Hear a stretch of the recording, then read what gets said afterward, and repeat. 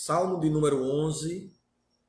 Hoje nós vamos meditar sobre permanecendo firme nos escombros da vida, tá? E para isso nós vamos meditar no Salmo 11, versículo de número 3. Salmo 11, versículo 3, e assim diz a palavra do Senhor. Ora, destruído os fundamentos, que poderá fazer o justo? Salmo 11, versículo de número 3. Ora, destruídos os fundamentos, que poderá fazer o justo? Santo Deus, graças te damos por tua palavra que é viva e eficaz. Fala ao nosso coração, pois sem ti nada podemos fazer. Dar-nos firmeza e solidez na hora da provação. É assim, ó Deus, que eu te peço, te agradeço, em nome de Jesus. Amém. Meus amados, estamos aqui diante do livro de Salmos, que faz parte de uma coletânea ou de uma classificação de livros chamados de poéticos. Pelo fato de ser poético, muitas de suas linguagens são poéticas, são simbólicas, são alegóricas. E os salmos, nós precisamos estabelecer alguns meios hermenêuticos para que nós possamos entendê-lo sem que haja nenhum equívoco no sentido de palavras, de frases ou até mesmo do próprio salmo. E aí é importante nós observarmos, amados, que os salmos, eles trazem um grande benefício para os leitores, porque nos salmos nós percebemos a nossa humanidade. O salmo é uma voz eloquente das nossas fragilidades, porque nos salmos ele expressa muitas vezes a sua realidade circunstancial. Então, se o salmista acha que Deus está demorando, então ele diz: Senhor, por que demoras? Se ele está com raiva do outro, então ele fala essa raiva, manifestando toda a sua humanidade e perversidade. O salmo, amados, é a vida humana descortinada, enquanto os outros textos, o texto didático, como as cartas apostólicas, são falas de Deus para o homem, os salmos são falas do homem para Deus. Evidentemente, ele está debaixo de inspiração, então Deus também fala conosco por meio dos salmos.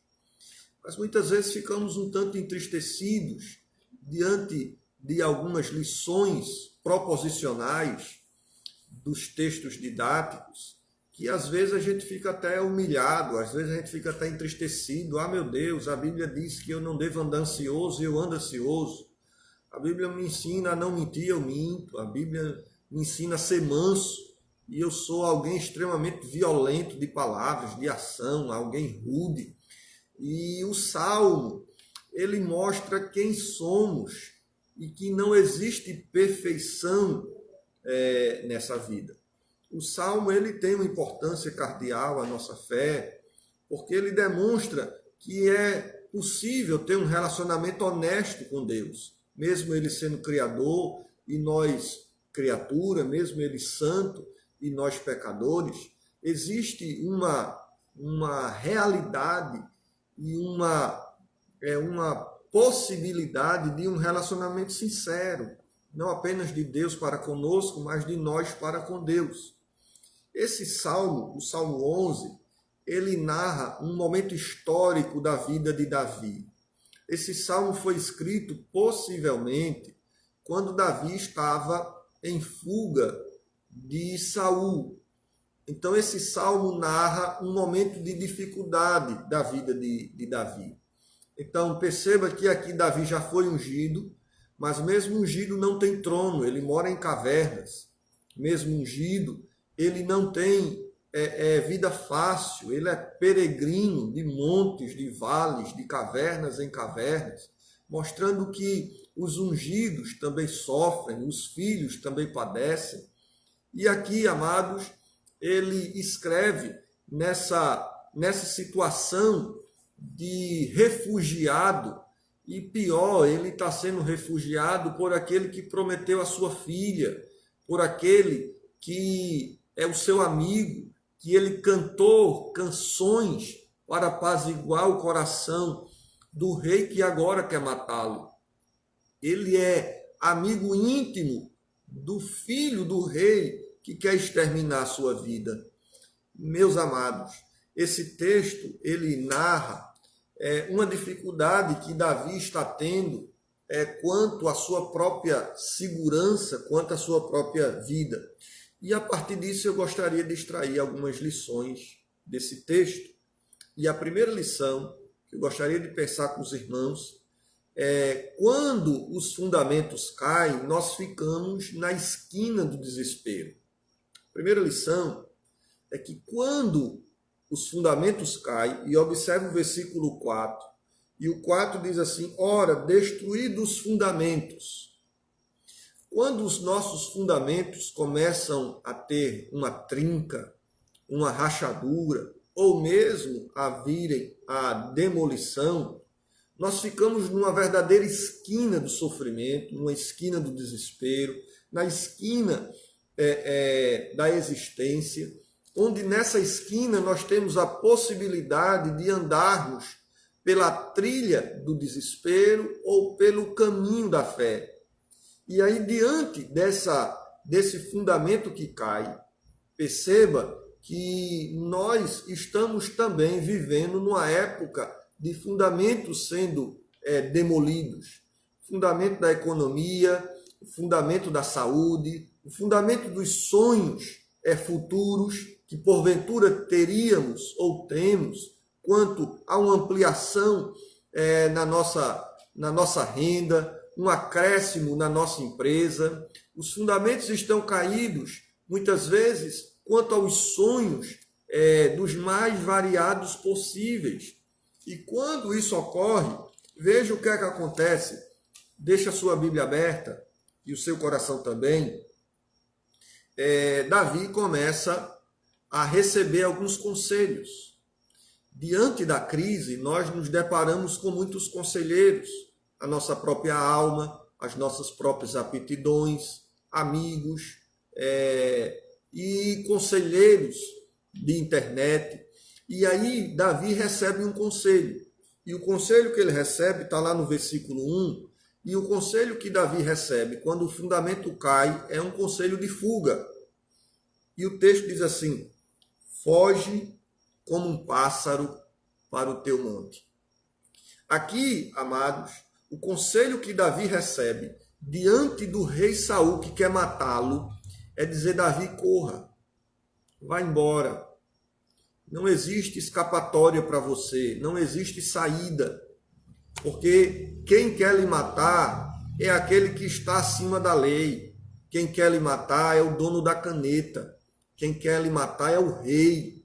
Ele não obedece leis, ele não tem piedade suficiente para ouvir a voz de Deus, ele não tem serenidade ou humildade para perceber que Deus ungiu você e lhe escolheu. Então, Davi, a única coisa sensata para você é o escape, é a fuga, é você correr. Meus amados, muitas vezes, diante desses fundamentos que caem, o conselho que vem de outros para nós, ou de nós para nós, é fuja. A ideia de fuga aqui é uma ideia de uma fuga coletiva. Davi fuja com seus valentes, vá procurar outras terras, vá para além monte, vá para além de territórios judaicos, fuja das tribos, fuja de Jerusalém, fuja de Hebrom, fuja de tudo que você conhece, vá embora. É isso que muitas vezes, amados irmãos, nós percebemos em nossos sofrimentos. Se o seu casamento tem alguns elementos estressores, o conselho é se divorcie. Se o seu trabalho produz alguma espécie de sofrimento e aí você já não olha mais os benefícios, a saída é troque de emprego. se a sua igreja não atende às suas necessidades espirituais, ou o que você entende por isso, se não existe acordo com um irmão ou com um simples ato, fuja. Então nós muitas vezes temos uma saída escapista dos nossos sofrimentos. E aí Davi começa a receber essa notícia, fuja. Só que não é uma fuga sem argumento, sem lógica. Agora os conselheiros começam a dar as razões pelas quais Davi deve fugir. Olhe para a sua Bíblia. E a Bíblia diz que ele deve fugir pelos montes. O versículo 2 vai dar as razões. Olha o que é que o texto diz. Porque eis que os ímpios armam o arco. Davi, você deve fugir porque você está em ameaça de morte. E a ação do inimigo é violenta e implacável. O arco já está preparado e você já está na mira. Fuja. O arco está armado. Dispõe a sua flecha na corda para as ocultas dispararem. Olha a outra razão pela qual os amigos de Davi orientam ele a fugir. Fuja, porque o inimigo está preparado, ele está armado, e esse inimigo ele é traiçoeiro e enganador. Ele age às ocultas, ele age nos bastidores, ele age no pé do cangote, ele gosta da surdina, dos locais sombrios, das reuniões ocultas, ele gosta de agir nos bastidores. Então Davi, corra, fuja. Amados, o conselho dos seus amigos são conselhos insensatos, imprudentes e regados de uma intensa incredulidade da providência e da soberania de Deus. Percebemos na Escritura que esse não era a razão de Davi correr. Essa não era a razão pela qual Davi deveria fugir. Muito embora a gente aprenda na Escritura que existe alguns momentos que a fuga é necessária e não somente necessária. A fuga é estimulada pelo Senhor, essa não é uma delas. A Bíblia nos manda fugir da aparência do mal, 1 Tessalonicenses 5:22. A Bíblia nos manda fugir da aparência de piedade, 2 Timóteo capítulo 3, versículo 5. A Bíblia diz que José fugiu diante da sedução da esposa de Potifar, mas essa não era uma razão sóbria para a fuga de Davi. Quem sabe, diante dessa pandemia, amados, nós estamos buscando fugas impiedosas, recursos que não são santos. Quantas pessoas estão fugindo desse momento de pandemia através do álcool, o uso de bebida alcoólica? Quantos estão enclausurados no quarto, fumando um baseado, um cigarro, uma maconha, cheirando cocaína? Quantos estão buscando fugas que refletem um ato de incredulidade e que só afundarão o seu sofrimento? Fugir não é a solução. E aí eu vou dizer a você por quê. Agora, amados irmãos, eu me deparo com a segunda lição desse texto. E a segunda lição é uma interrogação. O que fazer quando os fundamentos estão sendo destruídos? A pergunta do versículo 3 é uma pergunta que fazemos constantemente. E agora, o que é que eu vou fazer? E agora que a doença bateu à minha porta? E agora que a doença está chegando cada vez mais perto? E agora, sem renda, sem expectativa de reabertura do comércio? E agora, sem expectativa de que as coisas sejam mudadas para melhor? E aí o salmista faz uma pergunta: o que poderá fazer o justo? Salmos, capítulo 11, versículo 3. O que fazer? Esse salmo, amados, nos ensinam duas teologias. A primeira teologia é a teologia do escapismo, é a teologia da carreira, é a teologia que não existe escapatória se permanecermos na sobriedade e no local que estivermos. A primeira teologia é a teologia de uma sociedade escapista que foge de problemas, amados, no matrimônio, porque não tem resiliência, espiritualidade para confessar, para abandonar os seus pecados e para perdoar o seu cônjuge. É a teologia escapista que foge, amados, de problemas quando esses problemas devem ser enfrentados na dependência do Espírito Santo. São pessoas que muitas vezes não conseguem enfrentar os Golias e ficam admirando a crise, ficam olhando a crise por 40 dias e 40 noites, apenas contemplando e flertando o trágico, a derrota, a beleza do inimigo, a força do bíceps do oponente. Essa é a primeira teologia desse salmo. Mas existe uma segunda teologia desse salmo.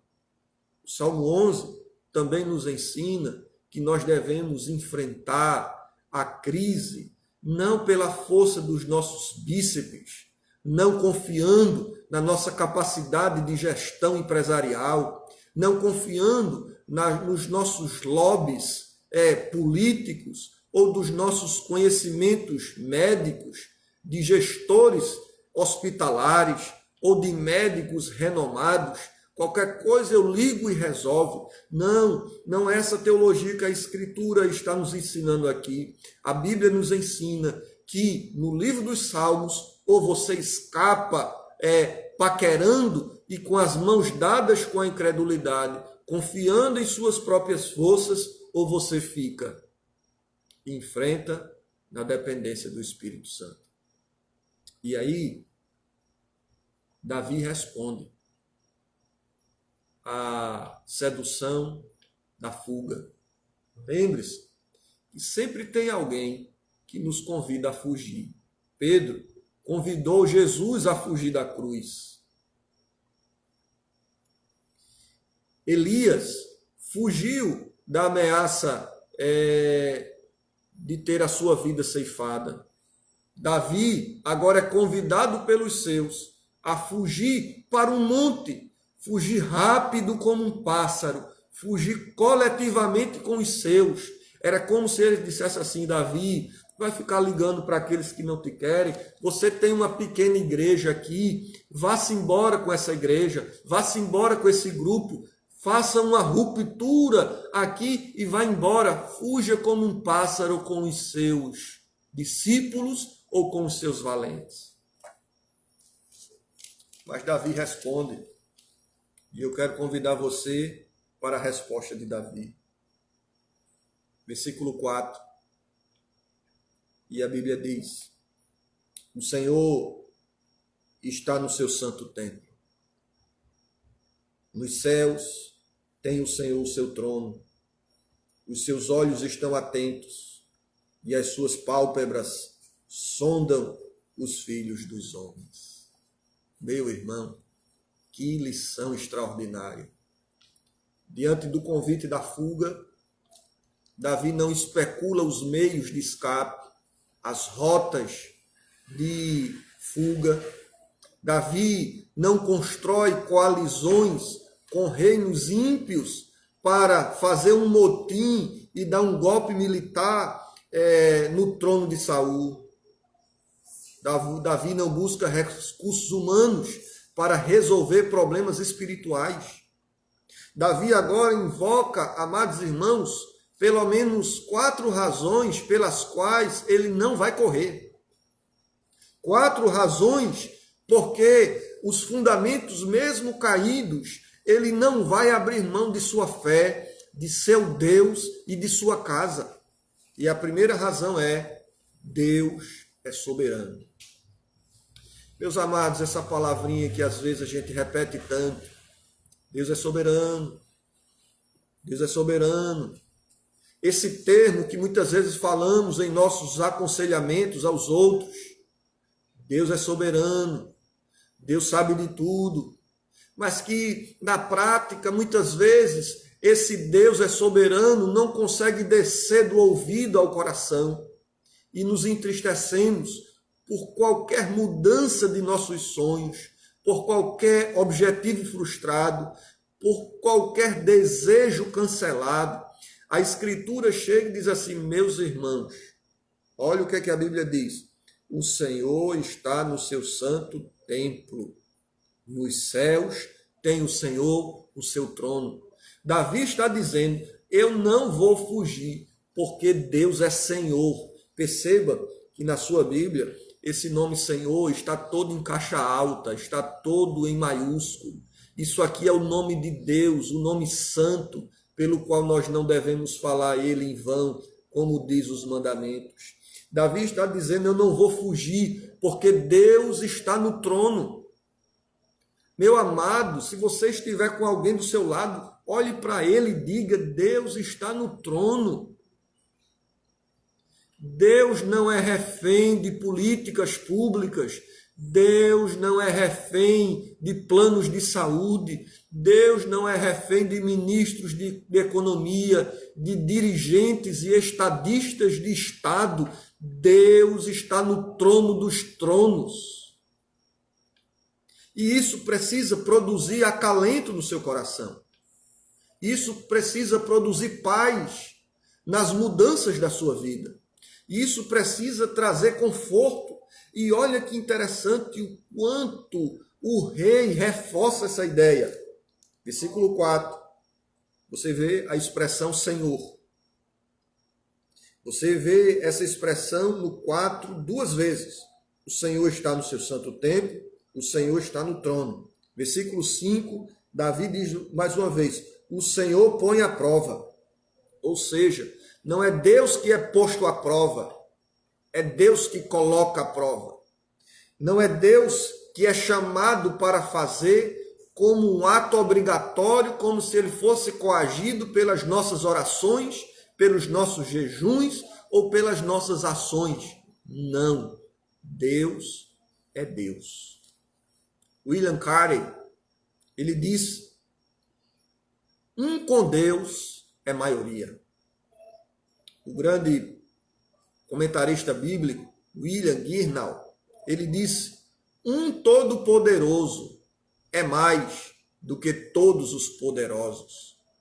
O grande pregador Samuel Rutherford, ele escreveu: minha fé não tem leito em que possa dormir, a não ser na onipotência. Deus é soberano. E quando os seus fundamentos caírem, seja casamento, seja contra-cheque, seja o luto, seja a doença, o seu fundamento precisa estar na crença do Deus que é soberano. Mas a segunda razão: Deus não é apenas onipotente, ele é onisciente. Versículo 4. Os seus olhos estão atentos, as suas pálpebras sondam os filhos dos homens. A segunda razão, meu amado, porque você deve permanecer estável na instabilidade, confiante na desconfiança e certo nas incertezas, é que Deus lhe conhece. Deus conhece a nossa estrutura e não se esquece que somos pó. Deus é fiel e nunca nos dará uma prova além das nossas forças, um sofrimento que nós não podemos suportar, uma dor que nós não podemos aprender algo da parte dela. Os seus olhos estão abertos. Deus sonda as nossas ações, os nossos sofrimentos e aquilo que outros fazem contra nós. A razão pela qual você deve permanecer firme nos escombros da sua vida é porque Deus é soberano, porque Deus é onisciente. Ele conhece todas as coisas. O grande escritor e comentarista bíblico, Mateus Henry, ele disse: Deus não apenas vê os homens, ele vê através dos homens. Às vezes, amados, como pastor, a gente vai fazer um aconselhamento e aquela pergunta clássica, como é que você está? E a pessoa diz, eu estou bem. Mas aquele estar bem é um ato externo, é uma fala que não vem do coração, vem apenas de uma aparência ou de uma exibição de um ente que não reflete o seu coração. Mas Deus vê. Deus sonda o seu coração. Deus conhece as suas noites em claros, as suas insônias. Deus não apenas vê o homem, mas ele vê através dos homens. É por isso que lá em Cafarnaum, quando ele cura o aleijado e diz, perdoados estão os teus pecados, os fariseus arrazoavam em seu coração, murmuravam no seu interior, dizendo que ele era um impostor, que ele era um falso mestre, um falso profeta, mostrando que ele não era Deus. E como é que ele fazia isso? E Deus, que sonda os corações, disse, porque arrazoais em vosso coração? Qual é mais fácil dizer, perdoados estão os teus pecados, ou dizer, levanta e anda? Para que creiais que o Filho do Homem tem poder para perdoar pecado, a ti eu te digo, aleijado, levanta e anda. Sabe por que você deve permanecer firmes nos escombros? Porque Deus conhece. Deus conhece as nossas ações, os nossos pensamentos e os nossos sofrimentos. Mas esse texto nos dá uma outra lição. Versículo 6. O versículo 6 vai nos ensinar, amados, aqui, fará chover sobre os perversos brasas de fogo e enxofre, e vento abrasador será a parte do seu cálice. A terceira razão pela qual você deve permanecer firme nos escombros é porque Deus é o justo juiz. Ele não é apenas soberano, onisciente, mas ele é justo juiz. A Escritura diz no versículo 15, de que o Senhor põe à prova justos e ímpios. Por isso, amados irmãos, eu não posso colocar Deus à prova. Eu não posso ostentar uma oração piedosa e fervorosa, dizendo, Senhor, se tu és Deus, tu vai fazer isso. Deus não é refém da nossa pseudo-espiritualidade. Deus não e não está refém dos nossos jejuns, das nossas orações, dos nossos sacrifícios, das nossas automortificações. Deus não é refém do homem. Deus é Deus, já dizia Lutero. É Deus que põe a prova. E quem sabe, esse é um momento de prova, onde Deus põe à prova justos e ímpios. Pois Ele é que tem a chave, Ele é que conhece, Ele é que é soberano sobre todas essas coisas. A Escritura vai nos ensinar, amados, que todos aqueles que tramam, e aí Davi, ele se coloca como aquele que confia. Lembre-se do contexto do Salmo 11. O contexto é Saul querendo matá-lo. O contexto é Abner querendo a sua cabeça fora, o comandante do exército de Saul. Davi não faz um motim. Davi não queima pneus nas estradas de Jerusalém. Davi não faz coalizão com reinos perversos para destronar Saul. Davi, mesmo com tantas chances de matar o rei, ele não mata. Sabe por quê? Porque ele sabe que a espada não está na mão dele. Todos aqueles que roubaram dinheiro público, de respiradores, de assistência, estarão diante do tribunal daquele que tem olhos como chama de fogo e irão prestar conta de cada centavo, irão prestar conta de cada palavra, de cada ação, de cada pensamento, porque o Senhor, Ele é justo juiz e Ele fará chover sobre os perversos brasas de fogo e de enxofre. Meu amado, Não puxe a espada para a sua bainha, porque a vingança é do Senhor. Deus julgou as nações. Ele mandou juízo no dilúvio. Ele julgou Sodoma. Ele derrubou a torre de Babel.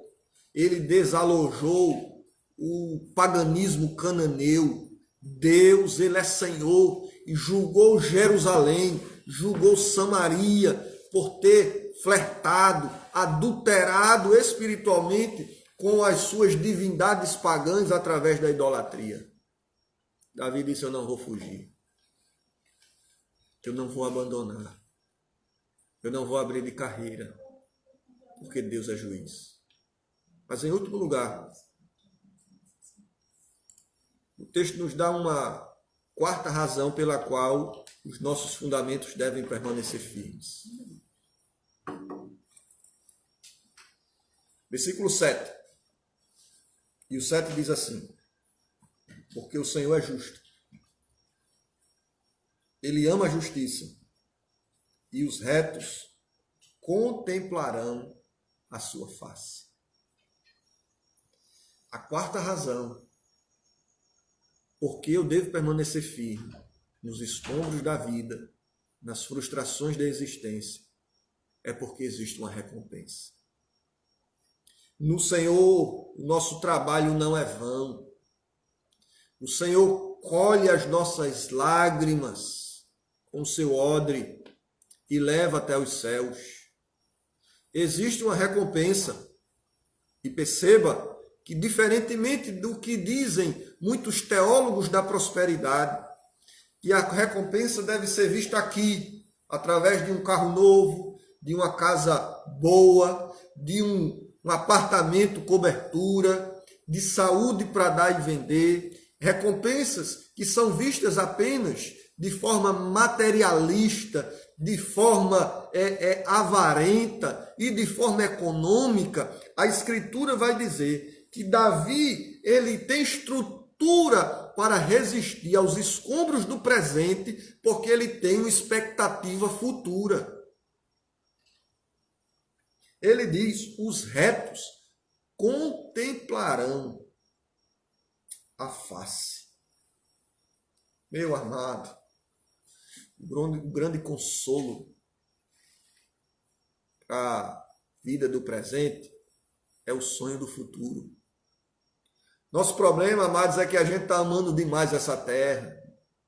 Nosso problema é que nós estamos com o coração muito agarrado em diplomas, em carros, em bens, em sonhos pessoais, que não quero dizer que são ilícitos, mas que, quem sabe, está tomando um lugar no nosso coração que é devido somente ao Deus soberano. Alguém já disse que quanto mais do céu nós tivermos no coração, menos da terra nós teremos na nossa alma. O salmista termina como começa. Ele termina dizendo ele começa dizendo: no Senhor me refugio. Como dizeis, pois, a minha alma foge.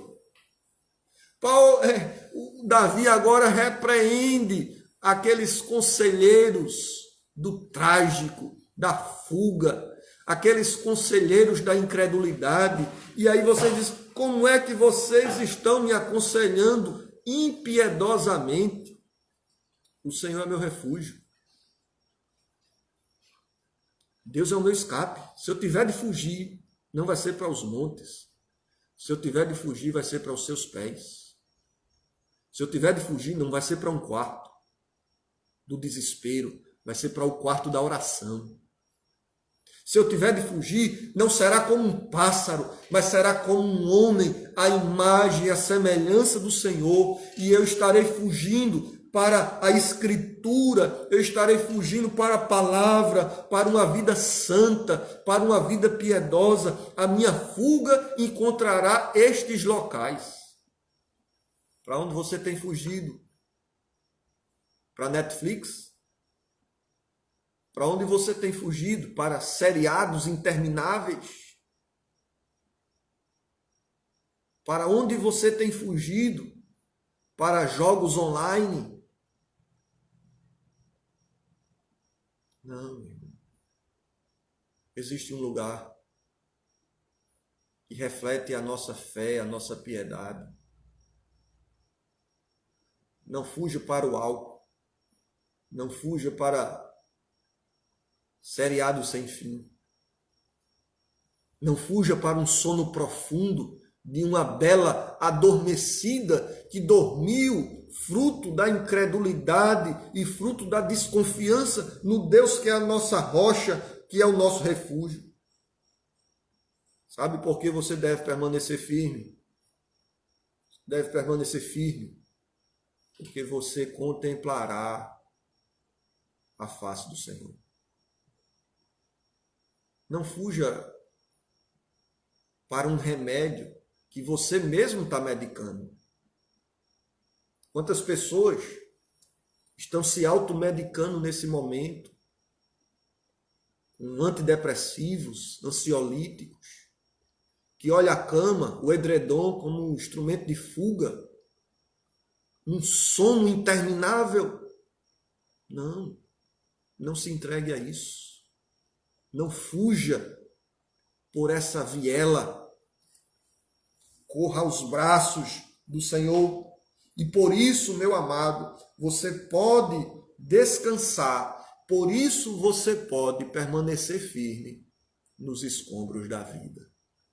Eu queria orar por você, pedindo a graça do Senhor sobre a sua vida. Que a bondade e a misericórdia do Senhor venha lhe trazer paz. E lembre-se da doutrina do Salmo 11. Existem duas. A teologia do escape, da carreira, ou a teologia do teocentrismo, de um Deus onipotente, de um Deus onisciente, de um Deus justo e de um Deus que recompensa. Recompensa no presente, refúgio, versículo 1, consolo, refrigério, e um Deus que recompensa escatologicamente, futuramente, veremos a face do Senhor.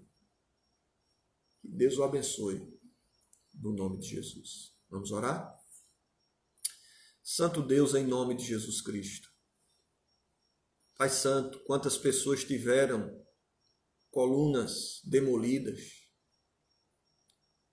que não foi apenas a pandemia, mas é um casamento rompido, é um laço quebrado, é o desemprego que já antecedia, ó Deus, esses dias. Eram contendas familiares que não são frutos do isolamento social, mas que são frutos muitas vezes do isolamento espiritual, o isolamento de ti, o isolamento da Bíblia, o isolamento da oração. Pai Santo, no nome do Senhor Jesus Cristo, fala ao nosso coração, Deus Santo. Transforma o nosso ser, injeta esperança na nossa alma.